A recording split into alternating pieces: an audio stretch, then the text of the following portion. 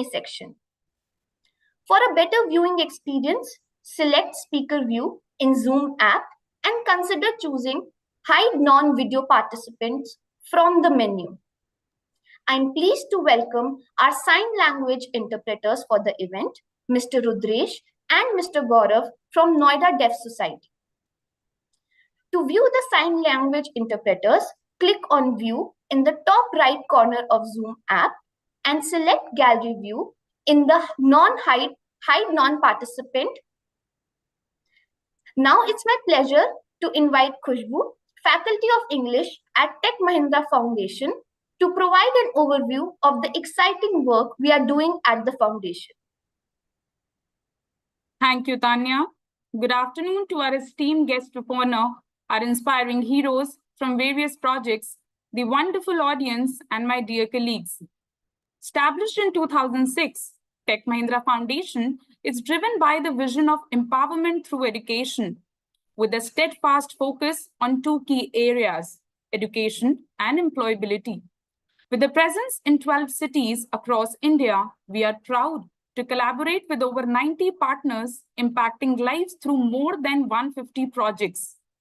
At the heart of all our efforts is the belief that educated, skilled, and empowered women and men are the true strength of any nation.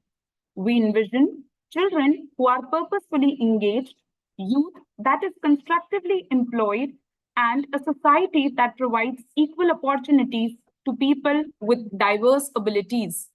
The foundation has three cross-cutting themes.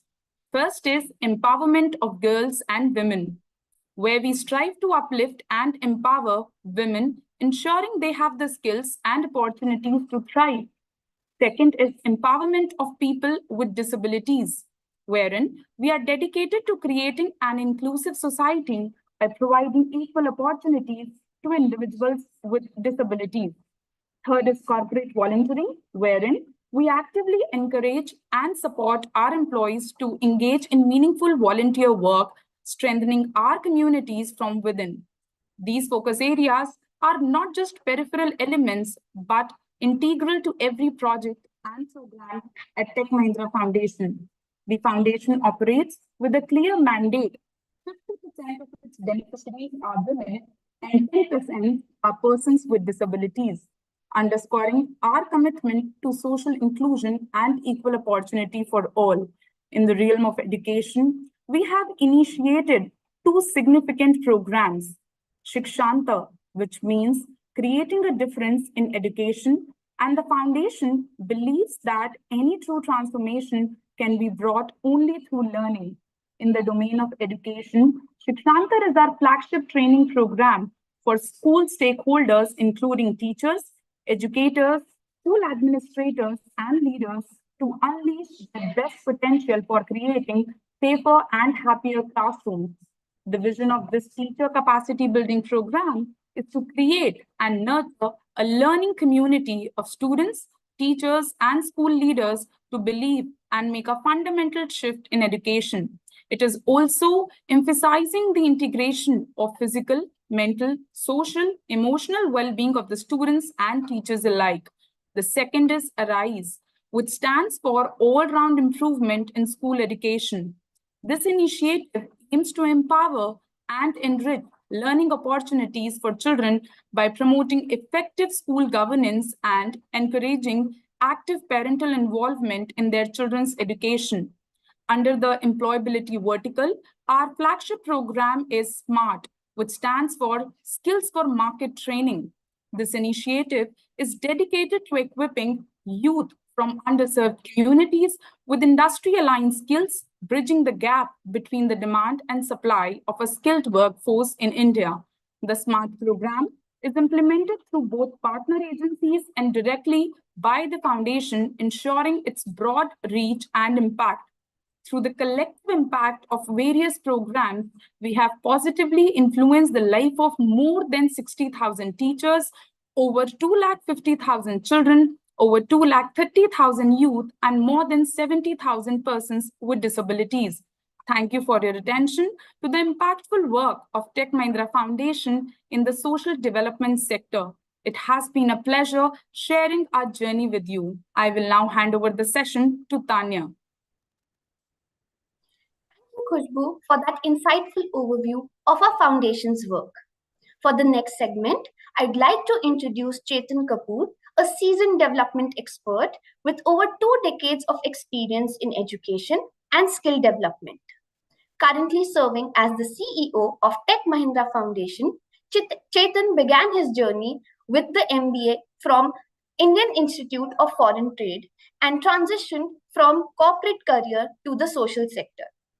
His career includes founding and leading initiatives focused on education and skill, as well as managing transformative programs in these fields.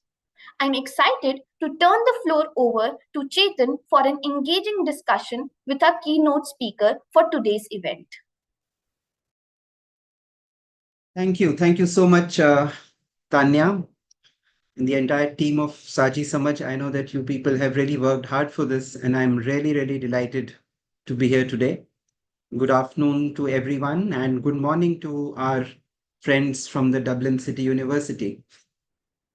So really happy to be here at yet another edition of Saajhi Samajh, which is our webinar series in which we put the spotlight on issues related to education, employability, and disability that are usually not given the kind of importance that they deserve.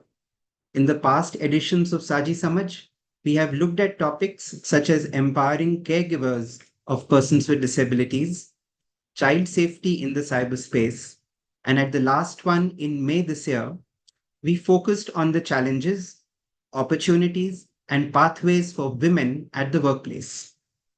This time, we are turning our attention to the issue of bullying in our education institutions, in our classrooms, playgrounds, school buses, and even the vast, often unseen world of cyberspace. The topic touches a raw nerve for me, as I myself remember vividly and rather unpleasantly being a victim of bullying when I was in grade 4 or grade 5. As the world grows increasingly complex and often incomprehensible, we are seeing an escalation of aggression even among schoolgoers across the globe. In light of this, and in keeping with our focus on teachers, we just celebrated Teachers' Day yesterday. In keeping with our focus on teachers as among the most significant influencers of the future, we decided to take up the topic of bullying as part of Saajhi Samajh. And I'm extremely delighted that we are navigating this complex topic with someone who has been working at the forefront of this issue at a global level. It's an absolute honor for me to welcome to this podium Professor James O'Higgins Norman. Professor Norman, who is the UNESCO Chair on Bullying and Cyberbullying at the Dublin City University and the Director of the DCU Anti-Bullying Center. Professor Norman is a leading figure in the field of bullying prevention and has significantly contributed to our understanding of bullying and cyberbullying on both national and international levels. Professor Norman, if you are here, can we please have you on camera? Thank you so much. Thank you so much. So, Professor Norman, can I call you James? Yes, please do. Okay, great. James, so happy to have you here once again. Very warm welcome and thank you so much for being here today. I will be asking you a few questions to help our audience get a better understanding of today's topic, as well as to know some of the ways in which you have supported organizations across the globe to address the issue of bullying. So let's dive into it straight away. And to start with, let's address the fundamental question: what is bullying? From your extensive research and experience, how would you define it? And what distinguishes bullying from other forms of conflict or aggression? Thank you, Chaitanya. That is a very fundamental question. I think all of us know when we see bullying and we get a feeling in ourselves, and it can sometimes be hard to to articulate exactly what it is. And traditionally, we've identified that bullying behavior is usually aggressive or negative acts that are carried out by somebody who experience themselves to be more powerful than the person they target. And that, you can imagine being more powerful sometimes means being physically bigger, but it can also mean being richer, or it can mean having a higher social status in the group. Or it might be that they're part of a hierarchy and they're higher up the ladder than maybe the person that they're targeting. So it's aggressive or negative acts. There's a power imbalance that's repeated. And these are the three core aspects to bullying that everybody agrees on. However, if we only focus on the behavior in those three ways, we often miss the underlying causes. So in more recent times, we've been more inclined to talk about bullying as a social process that involves an interplay between that individual behavior, the aggressive, repeated negative acts, in a certain context, which facilitates that, and then also influenced and underpinned by societal norms. So I think we need to think about bullying as a behavior that is also a social process, and then we might have better understanding of the issue.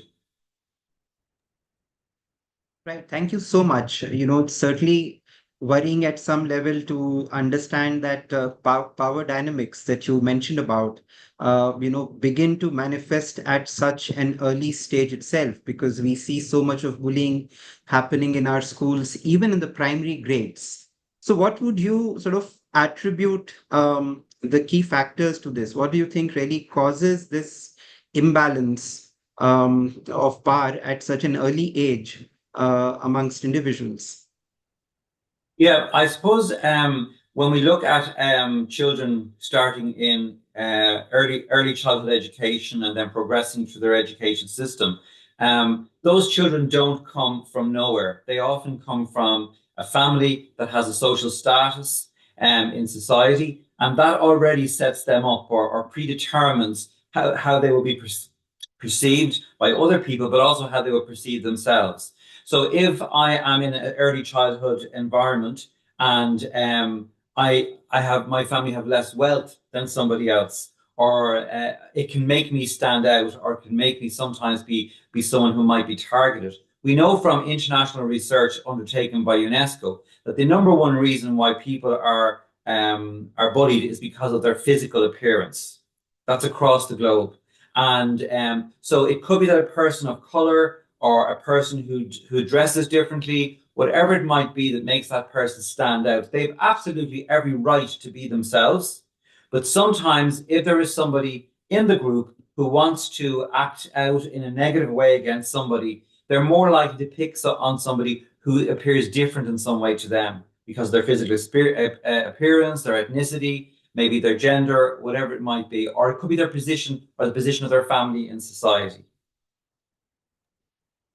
Right. Thank you so much, James. Again, I think it's sad commentary on I think the society as a whole that such reasons are ascribed to the factor of bullying. Now, you've of course been looking at this topic for the last several years, I believe, and probably decades.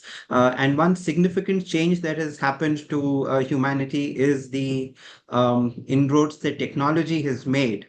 And because of which, we are seeing bullying happening not only in the physical realm, but in cyberspace as well. So cyberbullying, I believe, has become a significant concern, especially with the rise of social media and digital communication. So how prevalent is bullying in the online space when it compared to the traditional forms of bullying? Could you shed any light on that? That's a really good question, Chetan. And if you'd asked me this question 10 years ago, I would have given you a very different answer. Because at that stage, we were looking at social media and internet and bullying that takes place in those spaces as a separate phenomenon, separate to the offline bullying or the traditional forms of bullying that most of us would have been familiar with. But in more recent times, the research is showing that about 97 to 99% of those who are bullied online and offline at the same time. So there are very few people very few children, about 1 to 3% of children are only bullied online. So in fact, what we're now realizing is in our initiatives and our interventions to try and deal with bullying, we have to treat it as in a very holistic way, where children, like adults and the rest of society today, we are all living blended lives, and our experiences of bullying behavior reflect that. Bullying is a blended experience. So I'm actually less inclined even to use the term cyberbullying anymore, and I just talk about bullying online and offline. But certainly when bullying occurs online, it brings a whole added dimension that we wouldn't have seen in the past, because it means that the bullying never stops, it never turns off. When children are bullied at school and they go home, and they're removed from the person who's bullying them, they can get a break, they get some relief from that. However, if they go home or walk down the street and the bullying continues online, there's no switch off. And this can bring a huge negative impact onto the person who's being targeted.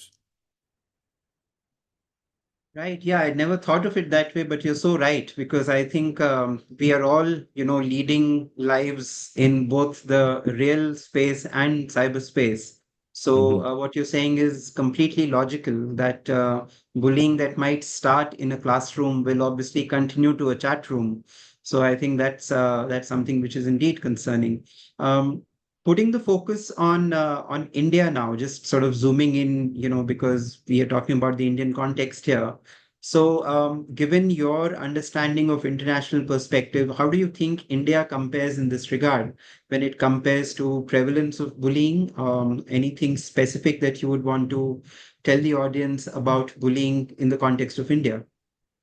One of the first things that strikes me as a researcher is that the two most populous countries in the world are China and India, and yet the least amount of research on bullying has been done in those two countries. If we look at the all of the research globally, China and India stand out as countries that don't have a lot of research on bullying at this point.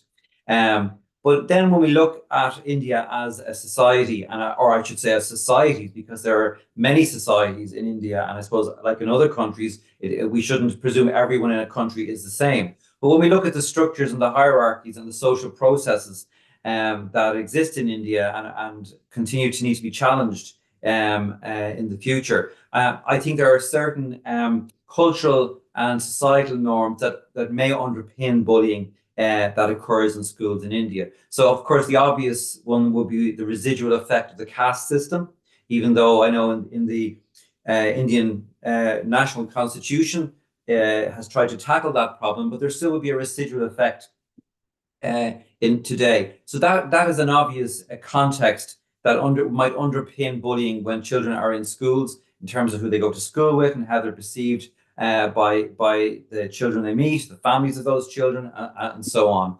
And those societal norms that allow for maybe a certain degree of sexism in society, that's an issue that we have had to deal with across the globe. And some countries, many countries, are still dealing with it. And I mean, even here in Ireland, we would like to think we're very advanced on that issue. But there are many subtle ways that sexism and those kind of discriminations continue in our society here. So I think if we look at Indian society, and obviously I'm an outsider looking in, and I rely on colleagues there to give us a deeper understanding, but there are certain hooks within society in India that will underpin the type of bullying and the form of bullying that takes place in schools and in educational settings across India. Right, very, very relevant, James. And I think we have several educators who are listening to this conversation, and I'm sure they're going to take certain cues from this, because from what I understood is that largely what you get to hear about bullying in India is more anecdotal. I think more research is required, and in fact, that gives me also certain thoughts, because Tech Mahindra Foundation has been, doing some research as well on various topics. Of late, we have sort of upped the ante when it comes to our research wing, and we could possibly look at doing something together in that regard. Yeah, I'd be very interested. So let us now look at bullying from a psychological point of view, especially the way that it could possibly impact the victim, and how something like this can perhaps have a long-term, even a lifelong impact on a child. Could you please elaborate on that aspect, for our audience? Yeah, and this is really why we're concerned about bullying, because it's a negative impact that it can have on children immediately, but also long term. We first I want to say is that the research does show that if children get the right support at the time bullying occurs, they can overcome the negative impact quite quickly. So that's hopeful.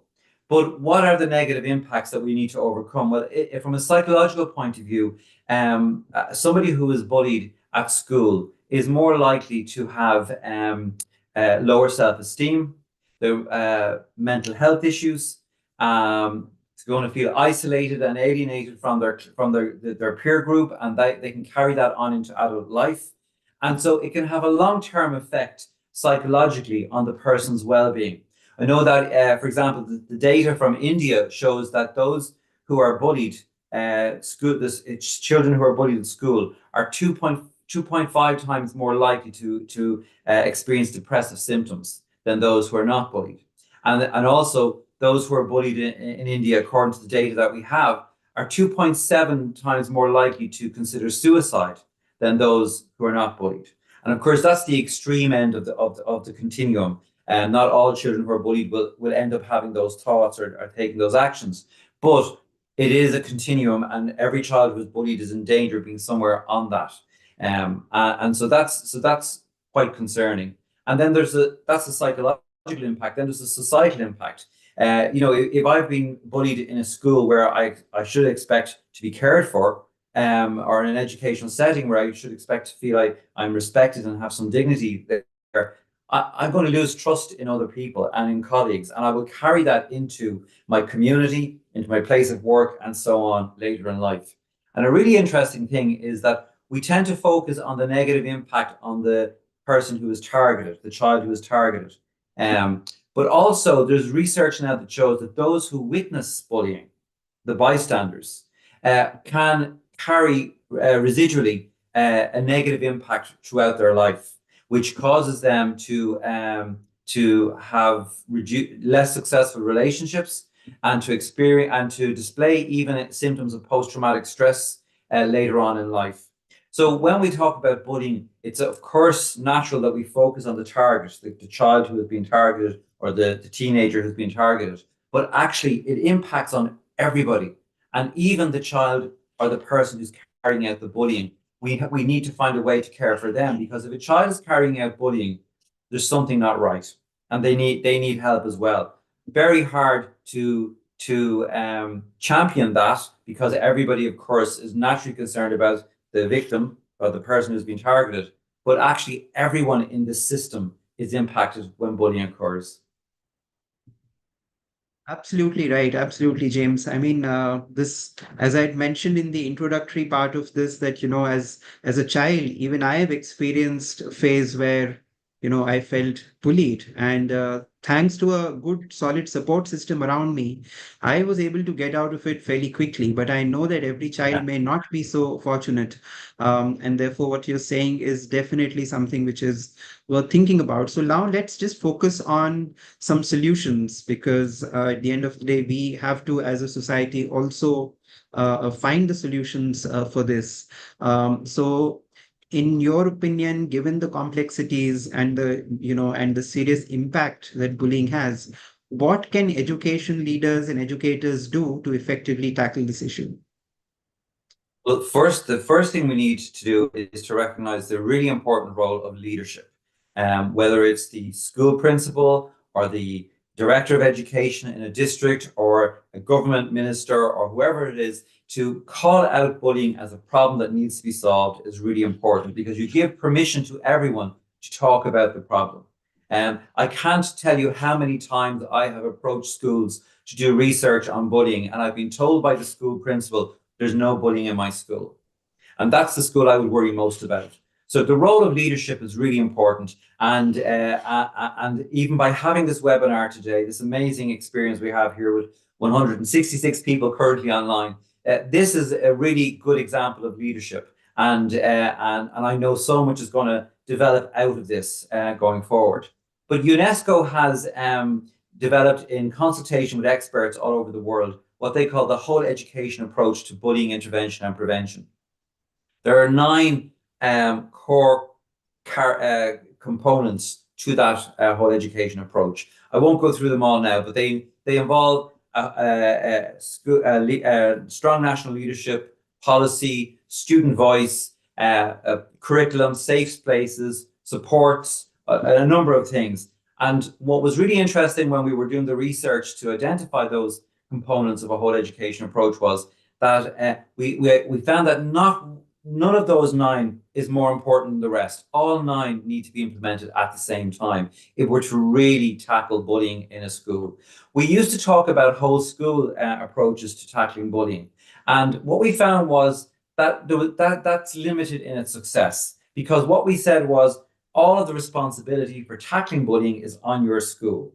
But our deeper and more complex understanding of bullying now makes us realize that the bullying exists in a school or an educational setting, and that educational setting exists within a system of education within a society. So we have to tackle bullying on all those levels. So in Ireland, for example, when our government produced its action plan on bullying 2 years ago, it was rooted in the whole education approach. And there are 61 actions in that document, and it calls out across society who is responsible for implementing those actions. And we're working on those at the moment. In our own research centre in DCU, in tandem with that, we developed a program called Fuse. And Fuse is designed to not so much focus on bullying prevalence, because that's what a lot of anti-bullying programs have focused on over the last 50 years. So we want to try and reduce the statistics so there's less children reporting being bullied. But actually what the program focuses on is self-efficacy. It's trying to help children and school staff and parents and whole communities to fuse their energies so that they're able to recognize, respond, and report bullying as it occurs. But the first part of that, recognizing bullying, not just in others, but also in myself, the potential I have to engage in bullying as well. It's really important if I can catch myself, and that means being aware of my own tolerance level, my own prejudice, and so on. So we have developed the Fuse program in Ireland, and it's offered to children from around 9 years of age, 8 years of age, up to around 14, 15 years of age across primary and post-primary school. And the evaluation of that is very positive. But it's rooted in UNESCO's whole education approach. So I think that that required a lot of investment, and it required a lot of logistics and so on to develop that research-based program and bring it to all of the schools in Ireland, almost 4,000 schools. But if I had a magic wand and there's only one thing that I could do today, it would be to get the adults to realize that they have a role in responding to bullying. So many times in the research, children will tell us that they don't tell an adult when they're being bullied because they don't think they will be believed, or they think the adult will make it worse. And we have a job to do as adults in educational settings to convince children that if they tell us that they're being bullied, that we won't make it worse and that we will believe them. That's really key, I think, to no matter what system of intervention we introduce. Thank you, James. This is really illuminating. And, I must comment you at the way that you've explained it for us, because what I really liked is that the structure that you've put around around the idea of addressing bullying. You mentioned about the nine-point strategy that, you've evolved, and we would love to know more about that at a later point. And you also mentioned that how this needs to be eventually the role of the adults in the classroom, the roles of the adults who are around the children becomes so extremely important, because I think having the right amount of empathy, having the understanding that this is something which can be addressed is what every educator, every parent needs to realize. So thank you so much. Let's now just wrap this up, James. So finally, what would be the message that you would want to leave our audience with today? That's my final question to you. My message is to the adults, that's the school staff, school principals, to keep calling this problem out and make it okay for people to talk about it, because those who are targeted often feel it's their fault and they feel a certain level of shame and guilt, which compounds the negative impact of the bullying behavior that's been done against them. So name it, and when you do come across it, believe that child and take action with the child.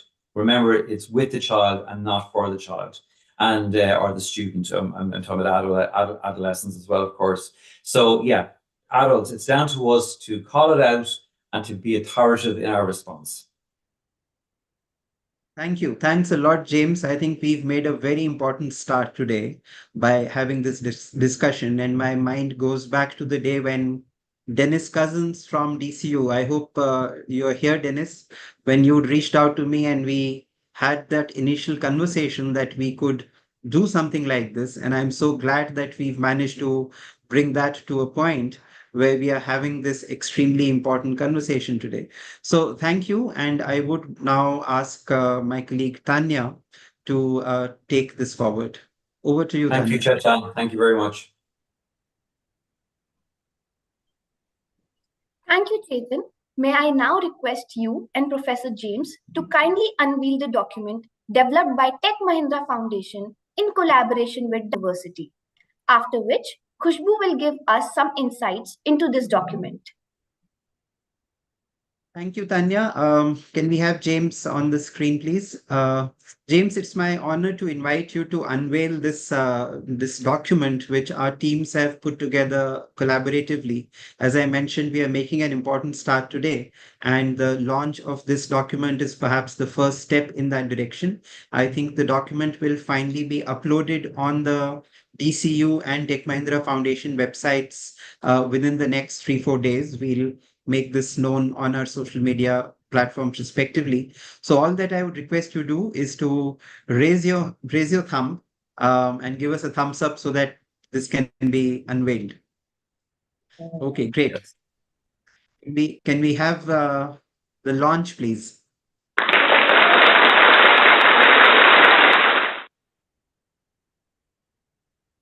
Right. Tackling bullying together, examine, educate, empower. That's the name of this document. And can we now please have Khushbu to take us through the contents of this very important document that's been created? Sure, sir. Thank you, Professor James and Chetan, for unveiling this for us. This document, Tackling Bullying Together, Examine, Educate, and Empower, is structured to serve a practical booklet for educators, parents, and communities, providing them with the necessary knowledge and strategies to effectively address and prevent bullying.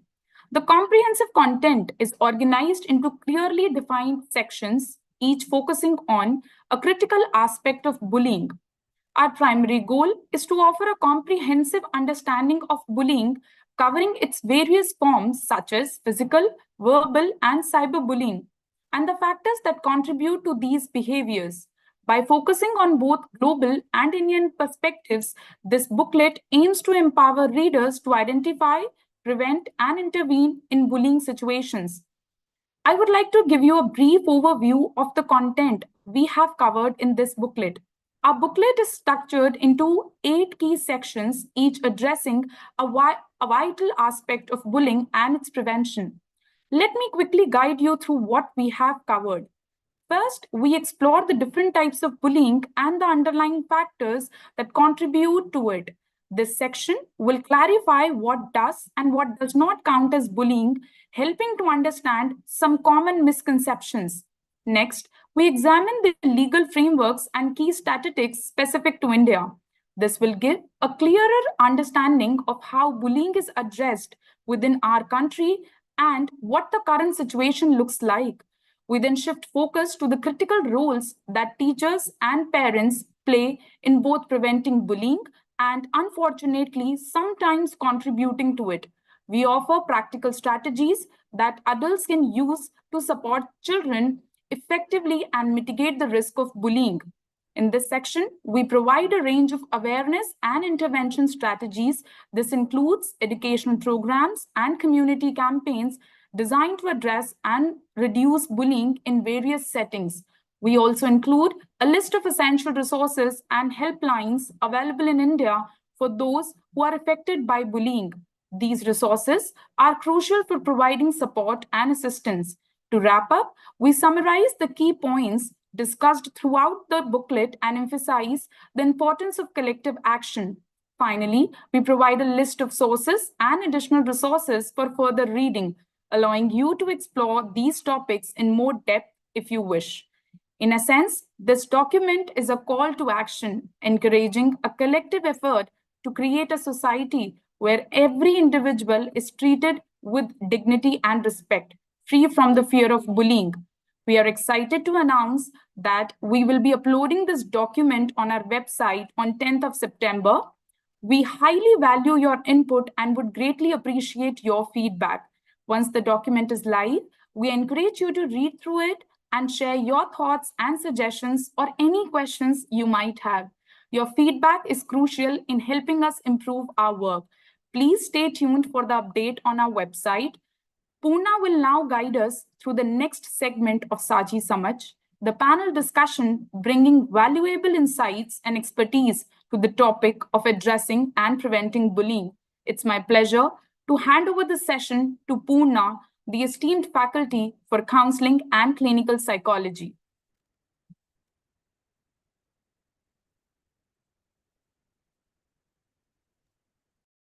Thank you so much, Khushbu. Good evening, everyone. I am Poorna Saini, and I am honored to serve as your moderator today. We are gathered here to discuss a topic of immense importance, which is bullying.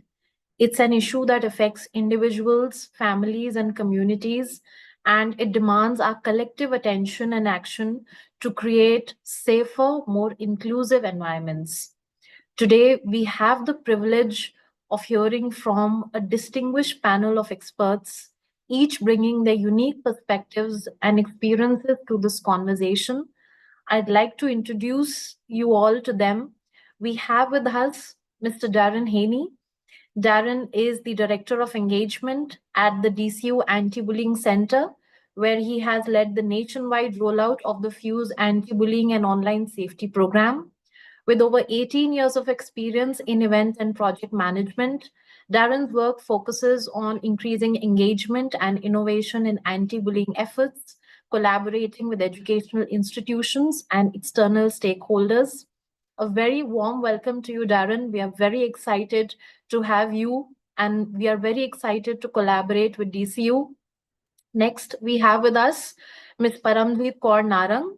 With over 45 years of experience, Ms. Paramjeet has been a transformative force in education. She has held key leadership roles in several prestigious schools and was instrumental in founding Vasant Valley School in Delhi. Even in retirement, she continues to contribute as a consultant and advisor, more specifically with Pathway School Gurgaon, and she is ensuring that her legacy of fostering and nurturing learning environments continues. A very warm welcome to you, ma'am. It's an honor for us to have you share your valuable experiences with us. Next, we have with us Dr. Rita Sharma. Dr. Sharma is a distinguished educator and administrator with a PhD in Psychology of Education from JNU. As the Additional Director of Education, she oversees multiple branches within the Department of Education, playing a crucial role in shaping policies that ensure safe and supportive school environments. Her extensive research and leadership in education make her a pivotal figure in advancing student well-being.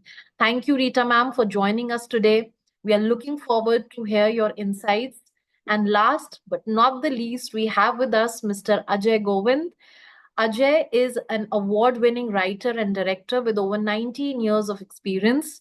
He founded his communications agency called Words, Rhythms, Images, and his work in the social sector has significantly influenced his films. Ajay's latest directorial project, Madapalli United, is a Malayalam film. It's a children's film and it emphasizes the importance of empathy. He has also volunteered for over 15 years with the Society Against Violence in Education, conducting sensitization workshops in schools and colleges. Each of these panelists here with us today has made significant contributions to combating bullying, whether it is through education, policy, media, or technology. We are excited to hear their insights today on how we can collectively examine, educate, and empower ourselves to eradicate bullying. I would like to thank all of you for joining us. Your presence here reflects your commitment to this cause, and I'm confident that today's discussion will inspire new ideas and equip you with strategies to make a real difference in the lives of young people. So let's get started.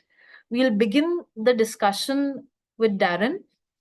So, Darren, there has been a steady rise in digital platforms, especially post COVID. With that being said, there is expected rise in cyberbullying also, and we know that the Fuse anti-bullying and online safety program created by DCU is adapted to address the challenges of cyberbullying. We just heard Professor James and Chetan talk about it in brief. Could you also please share with the audience some more insights about it? And we would also like to understand from you, what role do you see technology in playing both the exacerbation or the solving um, issues of bullying? How does this go about? Can you please enlighten us? Sure. Thanks, Purna, and thank you to Tech Mahindra Foundation for the fantastic opportunity to participate in this webinar on such an important topical issue. James touched briefly on Fuse, but to give you some context as to what it is, it's an anti-bullying and online safety program which was developed by DCU Anti-Bullying Centre in 2019. It's based on 25 years of research on bullying prevention and intervention, and it's available now in schools across Ireland free of charge. So it's a suite of resources to help build capacity in schools to tackle bullying and raise awareness of online safety. And James mentioned earlier that young people live their lives offline and online. They don't see boundaries when it comes to this, so it's very blended. And we know in Ireland that about 78% of 9 to 17-year-olds own a smartphone, and for the majority of them, they report having a very positive experience online. You know, they make friends, they build connections, they learn new skills, they game, they listen to music. But there are risks in the online space, and online bullying or cyberbullying can be particularly challenging to address this. And that's why Fuse focuses on building students' self-efficacy or their confidence in ability to do three things. And those three things are to notice bullying behavior. And when I talk about bullying, I mean offline and online bullying. But to notice that behavior in themselves and also in others. How to respond to bullying and how to report it. And this goes for school staff and parents also. And we conducted research in Fuse over the last few years. And what we found is that students are, once they finish the program, they're about 81% more confident in noticing if someone is trying to bully them or harass them online. And young people often fail to recognize that they actually are being bullied or cyberbullied. We found that about 83% now know who to ask for help. And this is really positive because it connects the response step and also the reporting step in the Fuse framework. And 79% are more confident about speaking about bullying. And this is really important when it comes to Fuse, because what we want to do is fuse the whole school community together to get a conversation going about bullying in schools and to talk about it and, you know, to raise the profile of bullying and that's not acceptable in schools. To the delivery of Fuse, interestingly, about 2 years ago, we also found that teachers' confidence to notice bullying online and offline also increased, and that was through their delivery of the resources. And I think that a program like Fuse teaches people to be more aware of their online behavior, and it's kind of important to encourage them to, you know, to encourage positive interactions with their peers in online spaces. And this can also help towards cyberbullying issues and solving it. And just to your point in relation to the role of technology, it can exacerbate, but it can also solve bullying issues. A huge amount of young people now have access to a smartphone, but they also have access to a device much earlier than when they're in school. So from a much younger age, technology is becoming a big part of their life. And I think that educating young people in safe use of technology and being a good digital citizen help them to be more resilient in an online space when they meet challenges is going to be really, really important. The centre actually is partnered with Vodafone Foundation on an app for young people to support their online well-being and help them to better navigate the online space. And I think that relationships like that with tech, with research, with social media companies, with government, can really kind of bring people together again in a positive way to help young people manage the challenges that they meet online. Thank you, Darren. That's very fascinating, and I think we are all able to now better understand that why has this program being named Fused. It's really fusing in together a lot of different aspects when it comes to bullying, and you very rightly said that technology can really be a double-edged sword. It has so much potential to empower us, but at the same time, it's assuring to know that technology can also be a part of the solution and not just the problem. You very rightly mentioned that the goal here is to become good digital citizens. It's not a term that we usually talk about, but we're really happy to know this from you. And speaking of schools and speaking of students, I would like to talk a bit more about them now, because they are the ones who are right at the forefront of bullying at the very grassroots level. So my next question would be to Dr. Rita. Rita, ma'am, you have extensive experience with the educational system. So what strategies have you found effective in building resilience among students to better handle bullying and peer pressure? More specifically, as Darren mentioned, that making students good digital citizens. How do we go about that? Yeah, hello Poona. Thanks for inviting me for this program. And as Darren said, and his research proved that if we train students how to recognize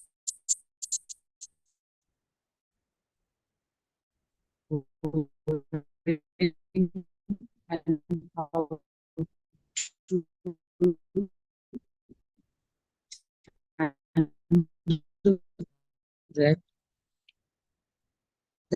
then they are 80% more confident in handling. You see, my experience has been into government school, and the context for so long, their parents, their society, even displaced and ambitious, because they live very difficult, challenged life. So, and sometimes it so happens that in a government school, you'll find students from different localities, different areas, different regions, and different states of India. And it so happens that in certain localities you'll find a in-group and out-group, like people or students Rita, ma'am, I'm really sorry to from interrupt one you. I think particular there's some state, connection and issue from then your end. students You're not audible. coming Could you from please check?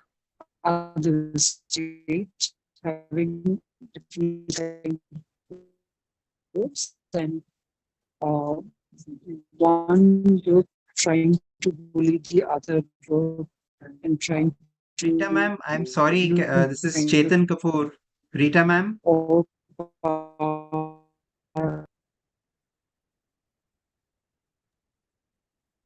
Khushbu, please continue. Yes, I think there's some connection error from her end. Doesn't matter. We'll circle back around to it. We were speaking of students, and we were talking about building resilience at the grassroots level. So I think I can't think of a better person other than Paramjeet ma'am, who has been on a very long educational journey. And ma'am, you began your journey as a teacher yourself. So, and now you are at the forefront of educational leadership. So, can you enlighten us a bit about how do you incorporate resilience building into the curriculum and also the overall school environment? How can we do this job better as teachers, or probably as teacher educators, to teach students about bullying and build resilience into them? How do we go about it, ma'am?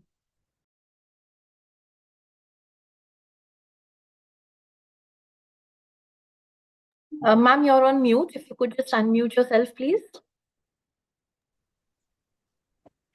Hello. Am I audible now? Yes, ma'am. Please go ahead. Right.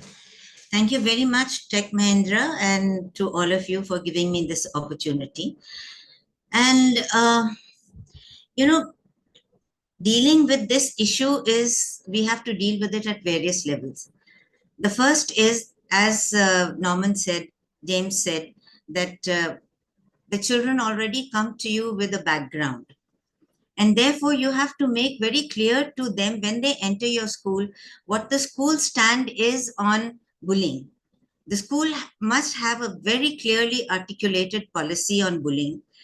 And that policy is not just written in school literature, and it's not just a paperwork exercise, but it must be part of the orientation program for the students when they join the school. It should be explained to them at length, and they should be made aware of the policy of intolerance of bullying and what the consequences will be. They should know beforehand what the consequences if someone is caught with bullying. So that, and it's not just enough to tell them at the orientation, but the anti-bullying stand of the school has to be publicized all over the school in various posters and articles and bulletin boards and whatever displays that you have in the school. It must be.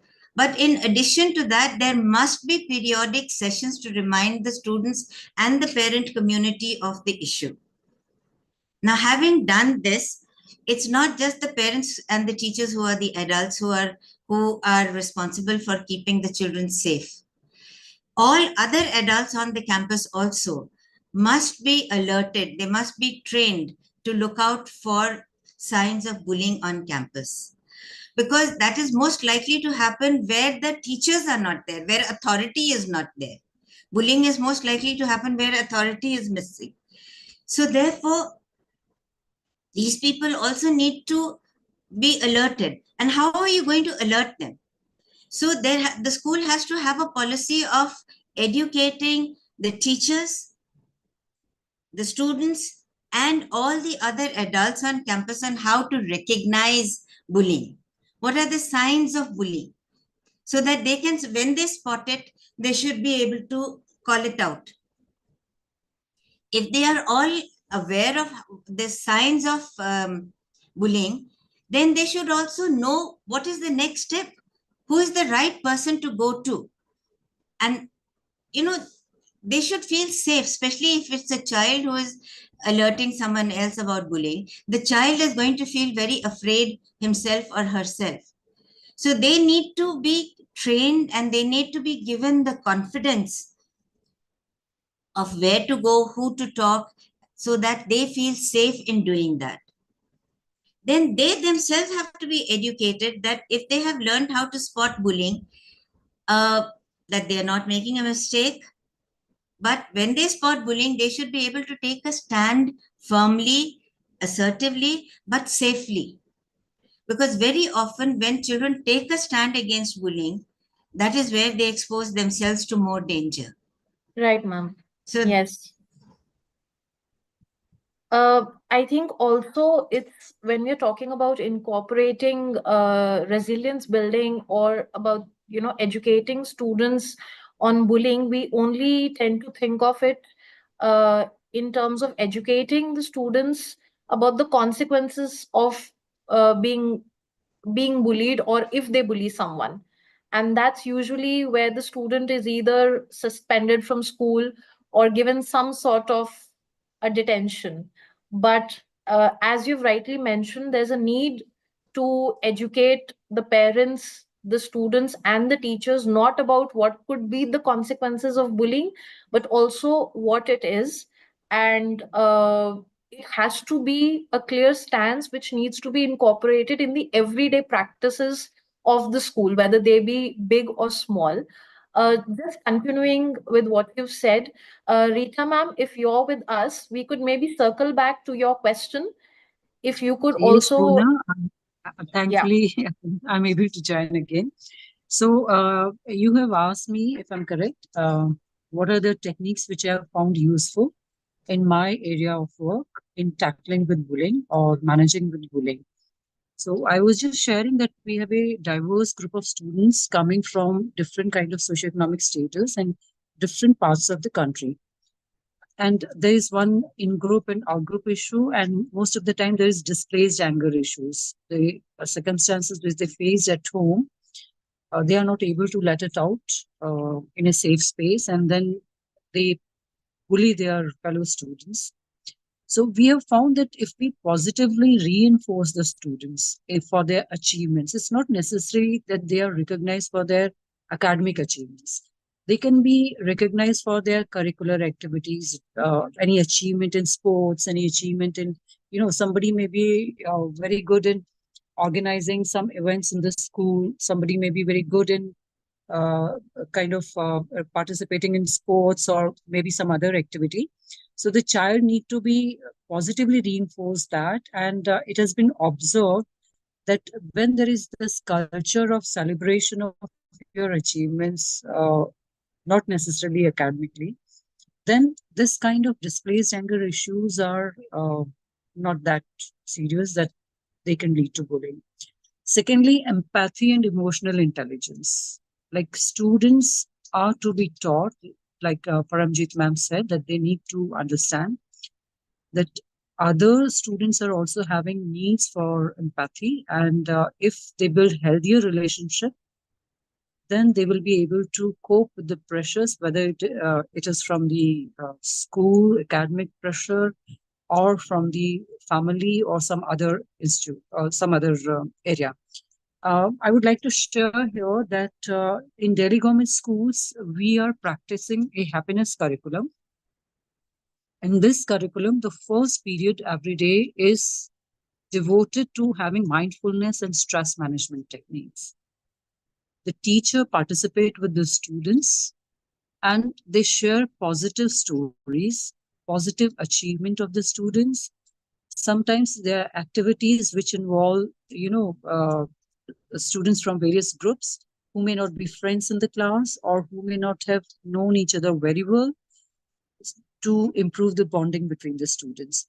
So we have found very positive results of this happiness period in the schools, and students have started coming openly with the opening up with the teacher what kind of problems they are facing, whether they are having issues at home or whether they are having issues in the school with their peer group in the classroom, or maybe some other senior students in the school, or maybe they're kind of bothered with the behavior of some other teacher or in academics if they are facing some issues. So this kind of the first period itself brings the students as well as the teacher also them feel more at home. Then I found that if we have some kind of mentorship program like buddy system, maybe some senior student or maybe somebody who is more mature in terms of behavior pattern in the same classroom, if they can pair the students in a buddy system, it's very safe to share their problems with somebody who is not an authority figure. Teachers are seen as authority figure, and sometimes students are not free to share their things with them, but they can share their with their peers, if they feel, and it's not somebody who is going to preach them for good behavior or bad behavior. So the person who is being bullied and the person who is bullying, they both benefit from this kind of thing. And then it's important to create safe spaces where students feel comfortable expressing themselves and seeking help.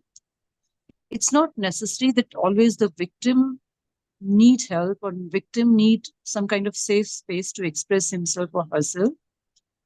The child who is bullying other children, they are also sometimes having this kind of need that they need to share their problems. And if they can lighten their burden with whether it's a teacher or whether it's that counselor in the school who is talking to them, then they will also feel safe, and gradually these issues with other students will improve. So I think these are some of the practices which we have been following and have observed yielding very good result. Here, I would like to mention, which Darren said, the data-driven approach. That has also been found very helpful because we can pinpointedly say that these are the issues faced in the school. For example, there may be areas where violent outbursts are common in bullying, or maybe there are areas where some other kind of bullying tactics are there. So if we go for this kind of data-driven approach, we'll find out that what is the root cause behind that, and then we can address that accordingly. And Paramjit has rightly said that parents should also be, taken into the loop. And that approach is also very useful when dealing with bullying. So I think all stakeholders, if they come together, the efforts will be multiple. Yeah. Yes, that's wonderful, ma'am. And I think so far we have touched upon various factors.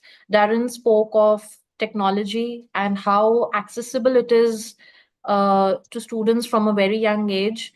Paramjit ma'am spoke of empowering the school management and the parents. And Rita ma'am, you very precisely spoke on building resilience in students at a very foundational stage, whether it is through a happiness curriculum or through the buddy system. Yet at the same time, those practices are very data driven. Now, mostly people here and most of ourselves are also from an educational background, but we also have the privilege of having someone who sees society from a much bigger lens, and that is Ajay sir. So, Ajay sir, Rita ma'am spoke of empathy, and so did Paramjit ma'am. And your work as a filmmaker often touches on social issues. In fact, the movie also, which has been your latest, project, had a theme with empathy at its core. So, what role do you see media and storytelling in supporting the work out there that educators and policymakers like these are doing to tackle bullying? Can you share something with us? Sure. First of all, thank you to the Tech Mahindra Foundation for, I think, having this very important conversation, and a hello to the fellow panelists and everyone who's joined in. So I want to first sort of talk about the fact that I'm here from an organization that's called Society Against Violence in Education. And the work that we do is actually in the anti-ragging space. So it's essentially what doesn't get tackled at the school level, which then spills over to higher education and to higher education institutions. And a lot of the work that we do, including, like you said, storytelling and sensitization workshops that we conduct, our focus is on making students realize that what they're doing, and ragging per se is an absurd practice, and it's an outdated practice in today's day and age. And I really like what Paramjit ma'am said earlier, about the multi-pronged kind of. It's not just about doing a sensitization workshop, or it's not just about having posters. It has to be multiple things. Reminds me of something that we say in a filmmaking workshop, for example, where we say the storytelling begins before the camera switches on. So it's our behavior outside of the classroom, our behavior in the streets, our behavior at home is all sort of carried forward into that environment, which then we somehow students tend to make unsafe for others. I also want to specifically talk about what James had mentioned in his opening remarks about the fact that the buck actually stops at educational institutions and teachers and parents and so on. Students, remember, are while they are, of course, quote unquote perpetrators of bullying or ragging, they are actually also at the receiving end of it, right? They haven't, this is not something that a student just picks up in a classroom. This is something that they've seen somewhere, some kind of influence. It could be through media. I know that media is highly is held accountable as it should be, but it's also the atmosphere in our homes. I think in the Indian or the Asian context, it's also the top-down approach. What Rita ma'am mentioned about authority figures shouldn't be scary. Authority figures shouldn't be figures that we don't feel comfortable going up to and saying, hey, I have this problem. It should be the opposite, because that person is literally in authority. So that person is probably going to be able to help you solve whatever your problem is, and yet you feel unsafe, yet you feel uncomfortable or feel vulnerable, like Paramjeet ma'am mentioned. So I think as a filmmaker and through the workshops that we conduct at Society Against Violence in Education, the idea is to try and make students realize that there is actually no space for violence in education, whether it be physical or verbal or psychological. There are also financial forms that ragging takes, especially when you talk about higher education institutions. So there is no space for any kind of violence in education spaces, and it is up to them to understand that. And also, to one of the things that we also reiterate in workshops is to say that whatever, like for example, if you think bullying is the way forward, then you're going to go out in a world where there will be other people who are in positions of authority who would also have the same frame of mind. And is that the kind of world you want to enter? Once you exit an educational institution, which is a relatively safe space, do you want to go out in a world where people believe bullying is the way to get things done? I don't think so. And if you don't believe that, then why practice that? And that's essentially what we try to capture through our conversations and our workshops. And yes, through my film, I do try to reflect some of this. I do try to talk about empathy as much as possible. I try to look at the perspective of children, and I try to bring in. In fact, one of the reasons the film that you mentioned, Madapalli United, came out of the very thought that children are actually great at solving their own problems without any adult supervision. If you leave a group of kids to figure out their problem, they will solve it. It's adults who are vandalizing. Remember, it's not children who are breaking down buses and malls when they get angry and upset. Children, do get upset. Children sometimes don't understand things, but they do eventually find solutions on their own. It's often adult supervision where the problem lies, and I think we have to recognize that as teachers, administrators, educators. Yeah. Absolutely. It's a very powerful reminder, actually, that how media can shape our perceptions and at the same time also inspire real change. I'd like to share a small anecdote here since we are talking about media. So, in one of my counseling sessions, I was working with a student and we were talking about understanding emotions. And the child was about 8 years of age. And he very sweetly asked me, he said, Ma'am, is there an emoji for empathy? And that left me quite baffled. I said, I'll have to check. And he said, but ma'am, we have emojis for everything. There's even an emoji for a burger. What about what about empathy? You're teaching me about empathy.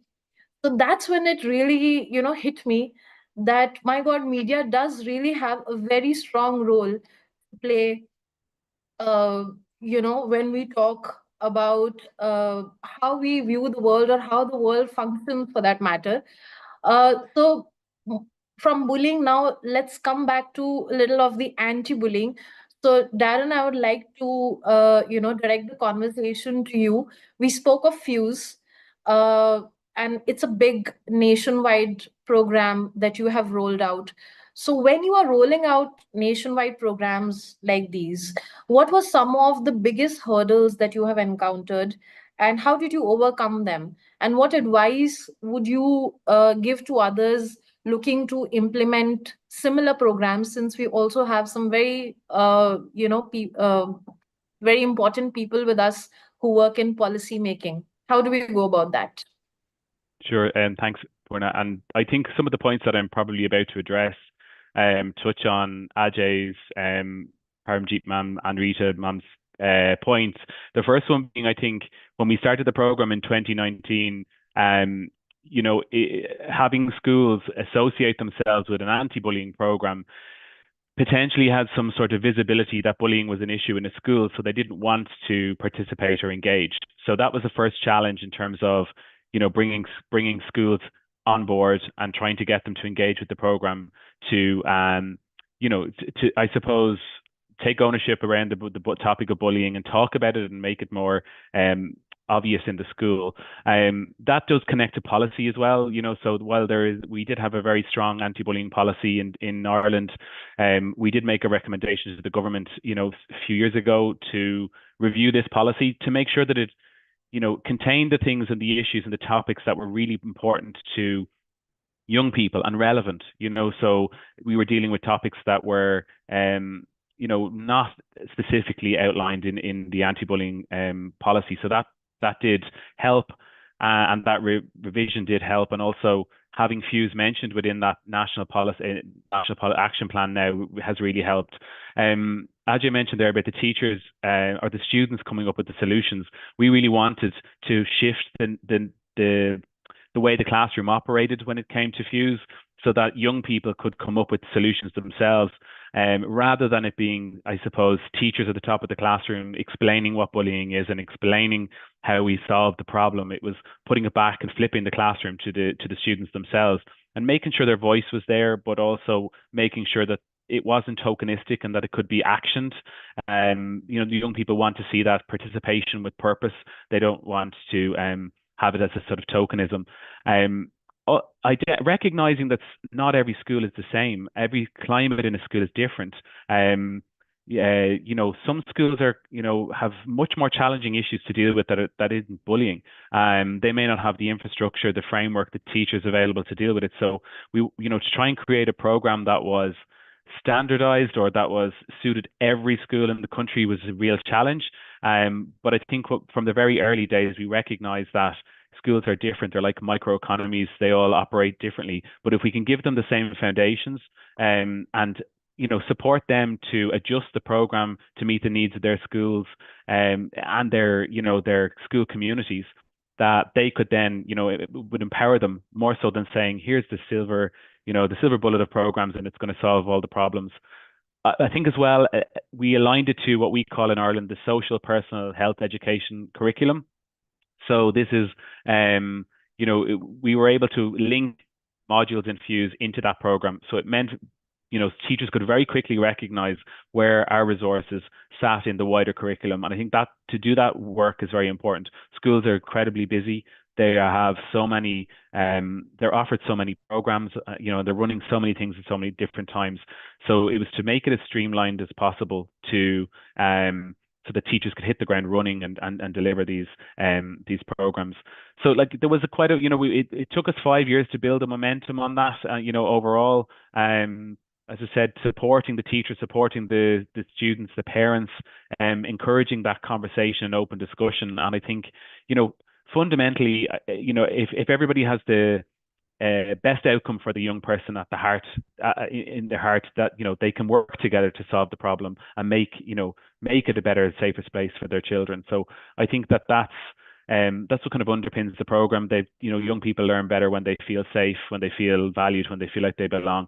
So that was what FUSE was trying to create.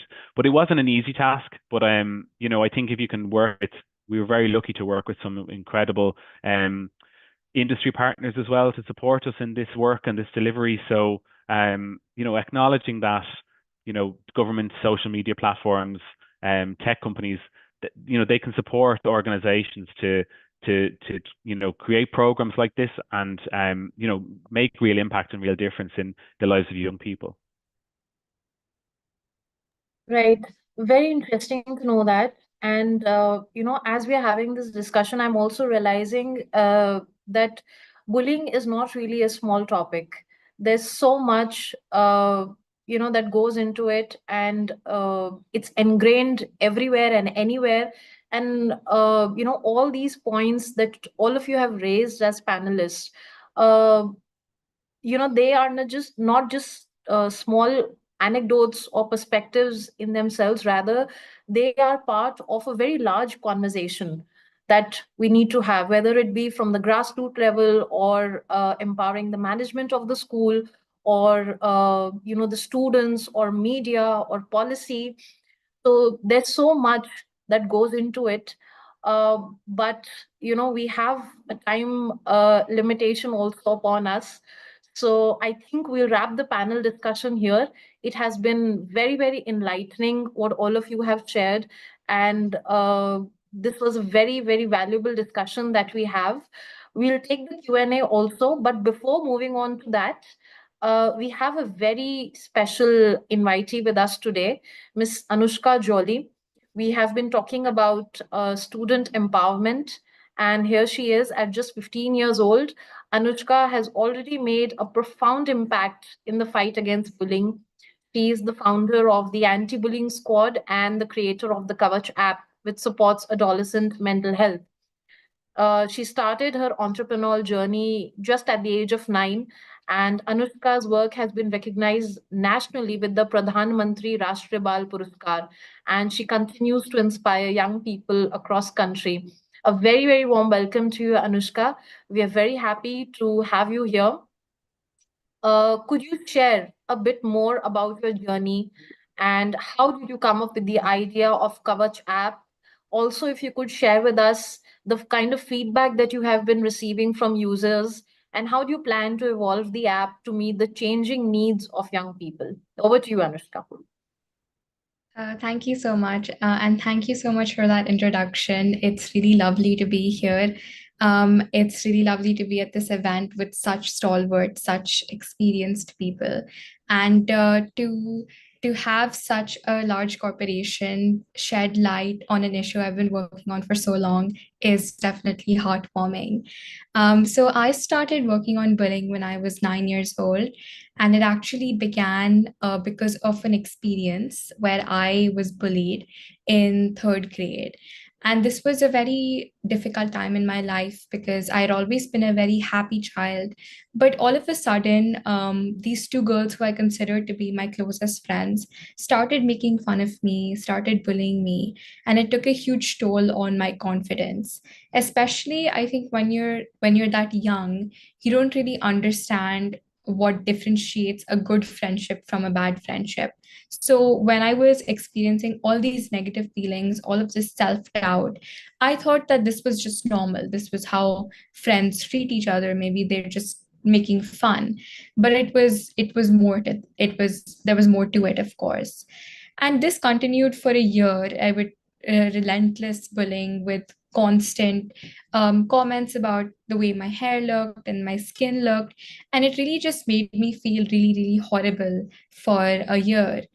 Till finally, I gathered the courage to talk to somebody about it, and I spoke to my parents.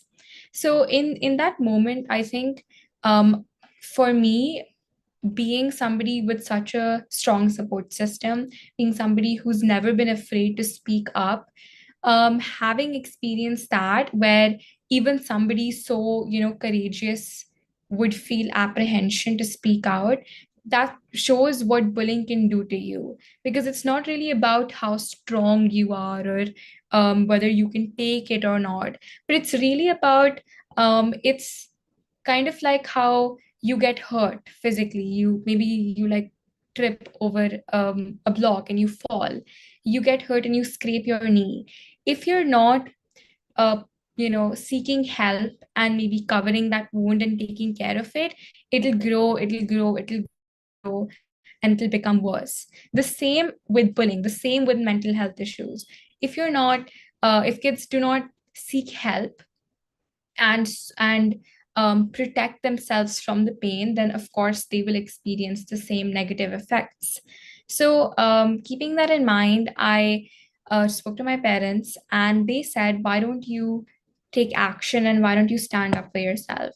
And what I liked about this approach was that for a parent, it can be devastating to see their child experience something so tragic. But the fact is that instead of stepping in and trying to solve the problem for me, they always kept in mind that it's about encouraging your child to fight the problem themselves, and it's about enabling them. So with this kind of thought process, I went back, and they would constantly ask me to keep their plates and tie their shoelaces. So that was just a normal routine. So in the morning, it was breakfast time, they asked me to keep their plates. And I picked up everyone's plates and I headed to the sink. But then midway, I turned around and I went back and I handed everybody their plates. I said, let's keep our plates together. Now, these 5 words may seem very small, very trivial, but really they changed my entire life, because they not only were able to get me out of bullying, but also taught me that when you're in a situation like that, responding with maturity, responding with, trying to assert dominance without asserting disrespect is very important. And that stayed with me throughout my approach. So after I kind of experienced that, a year passed, I was overcoming it. And then I realized that I really wanted to do something to support other students who have been through the same thing, because not everybody has the same kind of support that I had in that moment. And I started by creating a blog website called Anti-Bullying Squad. So I used to take anti-bullying sessions with schools and students, and I continued this for a year, after which the pandemic came. So I shifted my sessions online.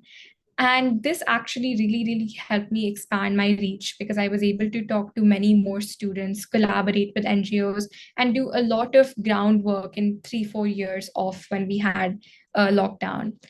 And after that, after doing all this work for 3-4 years, I kind of came to the conclusion that the reason why bullying is not resolved is because it's not reported. So my first app, which I created, was called Kavach, and that was initially a bullying reporting app where a victim could report a bullying incident and an authority in school could see that incident and take action. So when I took it out to schools and I started getting feedback on it, I realized that when it comes to bullying, it's actually a very it's more of a systemic problem related to mental health in general. So because adolescents are not equipped with the right kind of mental health resources, information, knowledge, we don't have a streamlined process set in place for what to do in instances of bullying or any other adolescent mental health issue. So I started working around that, and I came up with Kavach, the second version, which is essentially an app which contains a lot of content, videos, short stories, articles, and all of this has been created by adolescents. So in the summer of 2023, I got my friends together. I tried to reach out to some students. I joined a program, and I gathered some IB students together, and we created all of this content by ourselves. So all of this revolves around adolescent issues and how to basically empower adolescents with the knowledge and resources they need to overcome their problems on their own. So that's what it is. That's how my journey has come through so far. And I was also fortunate enough to be awarded as the one of the awardees for the Prime Minister Award in 2023, which is given by the Prime Minister and President of India. So that was wonderful. And of course, it's been a wonderful journey so far. I think it's taught me so much about using technology to make a difference, because for a lot of people technology is an antagonist, as it should be, because it's definitely exacerbated mental health issues and caused cyberbullying, and there's so much harm that it's done. But ultimately it is such a powerful thing and such a powerful catalyst for change, that if it's used in the right way, it can be very, very effective. So what I plan to do next is, of course, focus more on the systemic aspect, because as Mr. James mentioned, change needs to come from all sides. It needs to be from the school, from the parent, from in terms of policy, in terms of litigation. So I'm taking more steps to work around the policy aspect in India. We don't really have laws on bullying. We do have guidelines, we do have certain initiatives. So I'm trying to like definitely work around that. And also I'm working with schools to help them be better equipped to deal with instances like bullying and adolescent mental health issues.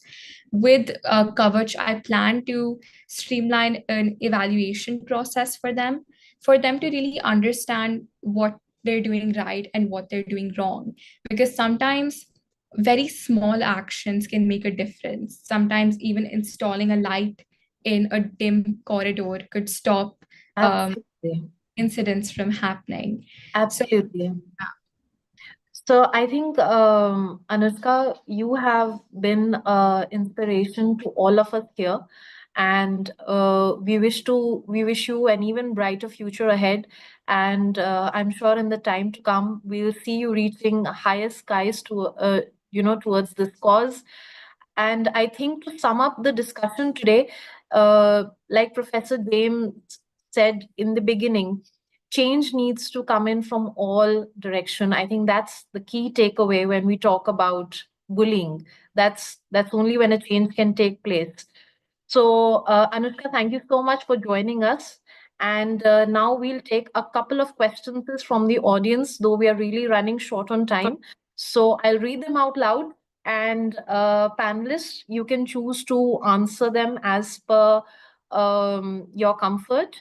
So the first question that we have is from Satya, who has asked, how can we effectively balance the benefits of digital platforms with the need to protect young people from cyberbullying? Can any one of the panelists take that? I'll just repeat it. How can we effectively balance the benefits of digital platforms with the need to protect young people from cyberbullying? Yes, Anushka, please go ahead. So, first of all, I would like to say that when it comes to digital platforms in general, we must take into account that this is they're all tools, and at the end of the day, we are using the tools to connect with each other as people. So, one thing I would like to say is, for me personally, social media in general has been a really positive experience, which is rare for a lot of people. Whenever I talk to students or my friends, they would all say that it's been the opposite for them. And the reason I think that's the case is because when you look at a social media platform or when you look at a digital platform, you must also look at it with a very strict perspective, in the sense that if you see something you don't like, click not interested. If you see somebody trying to harass you, block them, report them. I think and social media and technology might have its negative effects, but it also has its positive effects, in the sense that you can't block somebody in real life, but you can definitely block them and remove them from your life on social media. So you have all the control here. And I would say, in order to maximize the positive effects and minimize the negative effects, use your control and act as like an auditor for your online experience. Okay, thank you, Anushka. So, audience, I hope that answers your question. We'll take just one last question, and Darren, this one's directed to you. Ayushi has asked, what should be used to evaluate the effectiveness of anti-bullying programs? And how can we ensure they lead to long-term cultural change? If you could just give us a quick brief on that. Sure. Yeah, no problem, Purna. Just to answer that question briefly, how we did it in Ireland is we developed our own instrument. It's called the Dublin Self-Efficacy Scale, and it can be adapted to other programs where it looks at noticing, responding, and reporting, and measures students' confidence and ability to do that. So that tool is available on our website, and it has been published. So that is one instrument. Just to keep it brief. Purna, could you just mention the second question? Sorry, I've forgotten. Yeah, sure. Second point. Sure. Just the second point was how can we ensure that they lead to long-term cultural change? Long-term culture. Well, I suppose in a school, I think you need to, in this instance, measure, the effects of and the impact of how effective your initiatives are, evidence-based initiatives, and monitor that over time. And I think when you can get a good picture of the landscape in school, particularly, what's working, what's not working, and develop strategies to address the areas that are not working. I think that's when you can create cultural change or positive change within a school. Right. Okay. Thank you so much, Darren. I think we have reached the end of our discussion now. So thank you once again to all of our panelists and all our participants for such an engaging and informative session. We are truly grateful to have all of you.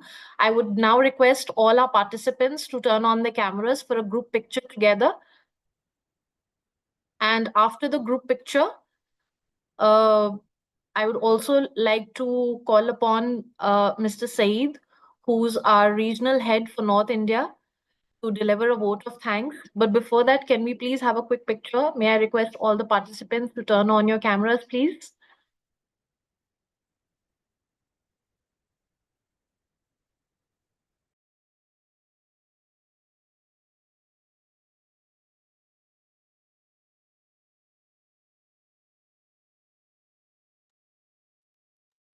Okay, thank you so much.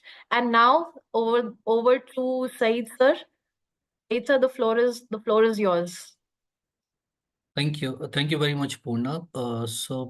Indeed, it was a very insightful discussion that we had today on such a critical issue that needs to be spoken very often. So I would like to extend my sincere thanks to our chief guest, Professor James O'Higgins, and the esteemed panelists that we are having today with us, Dr. Rita Sharma, Darren, Ajay, and Paramjeet ma'am, who shared their experiences and insight with us.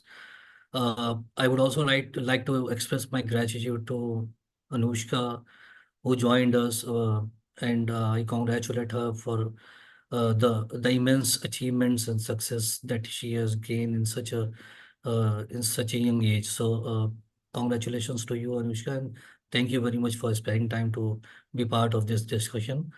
I would like to express my gratitude and thanks to Dennis and Gemma from Dublin City University Anti-Bullying Center for steering this conversation further to bring to this platform the entire to create this entire event. I would like to thank my team who has worked very hard to make it possible. Purna, Khushbu, Tanya, then we have Naima, Sana, all the team members, my communication teams who actually worked very hard and very quickly, very swiftly, creating all the designs, all the creatives and everything. So last, I would like to thank the audience, the participants who spared the time on a Friday evening to attend this webinar. Thank you, everyone. So that's all from my side. Now we formally close this webinar, the 13th edition of Saajhi Samajh.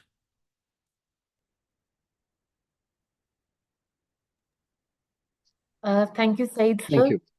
And once again, thank you to all the panelists and all the participants for sparing your valuable time and being so proactive and participative in this conversation. We wish you a great weekend and a great Friday ahead. Thank you so much, everyone. Take care. Have a wonderful day.